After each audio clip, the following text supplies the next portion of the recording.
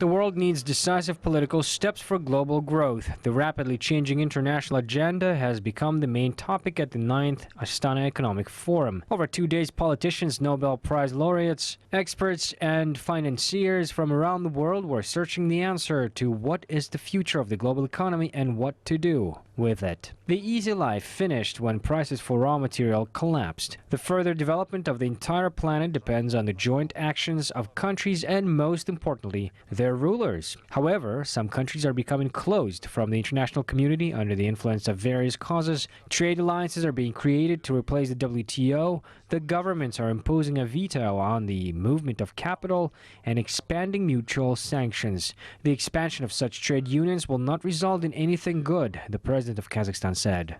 Сегодня мы стоим накануне создания Азиатско-Тихоокеанского торгового блока Соединенных. Today we are facing the creation of the Asia-Pacific bloc with the United States. We hear about the talks on the upcoming negotiations and agreements of Europe-America. We are creating the SCO in the Central Asia and Eurasian region. At the meeting in June, we will probably consider the question on the admission of India and Pakistan and possibly Iran to the organization. The population of the SCO will total 3 billion. 3 trading blocs are being created.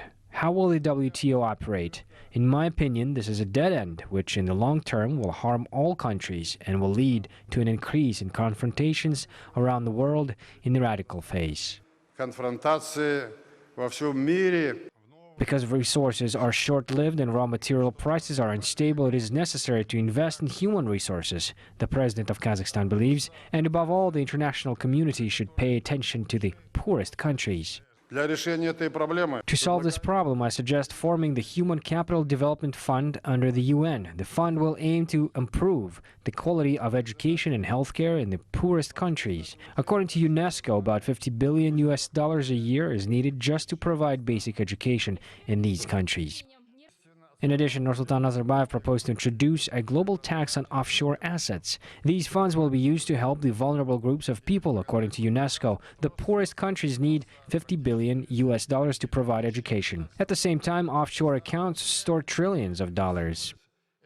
Сегодня, по оценкам мировых экспертов, на офшорных счетах хранится от 30 до 40 триллионов долларов США. Today, according to the assessment of world experts, the offshore accounts keep $340 trillion.